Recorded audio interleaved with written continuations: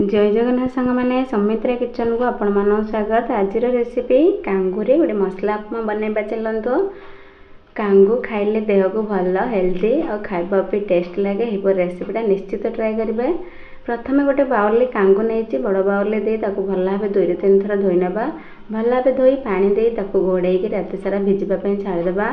ये मुझे सका 2टी पियाज कंचा लंका 2टी बीन्स फूलकोबी गाजर को अल्प क्वांटिटी काटी नहीं परजण नहीं शुखला लंका जीरा काजू मेरसुआ पत्र भिजाई गोटे कड़ाई रे अल्प रिफाइन तेल दे 2 चमच रिफाइन तेल दे सही परजण को ऐड करबा। परजण टिके भाजीला परे से पियाज कंचा लंका ऐड करबा।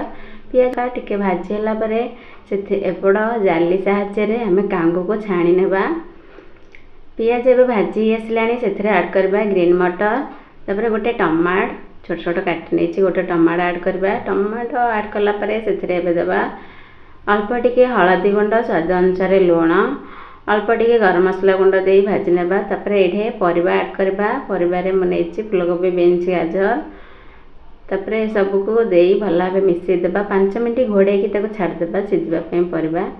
एबे देखंतु परियाटा भी टिके भाजी हो गलानी से ऐड करबा कांगू जाली साहाय्य छाणी रखिते कांगू को ऐड करबा। कांगू परिबा भल भाव मिक्स कर मीडियम फ्लेम रे घोड़े 10 मिनट छाड़देबा। 10 मिनट पर देखंतु हमर टिके कुक हो गलानी कांगू आउ परिबा। ताको 2 बाउल पानी गरम पानी ऐड करबा। गरम पानी दे भल भाव मिसई देबा।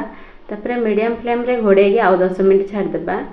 10 मिनट पर देखंतु पूरा कांगूर उपमा पूरा बढ़िया भल भाव हो गलानी। हमर पूरा पानी सब सोक कर सारानी और कांगू भी कांगूर मसला उपमा पर रेडी हो गलानी। गरम गरम कांगूर उपमा निश्चित ट्राए करंतु। रेसिपीटा किपर लागला कमेंट रे जणांतु। नुआ थिले मो चैनल को सब्सक्राइब करंतु लाइक करंतु शेयर करंतु। फेसबुक पेज रे देखुथिले फॉलो करंतु। आज पे रहउची धन्यवाद।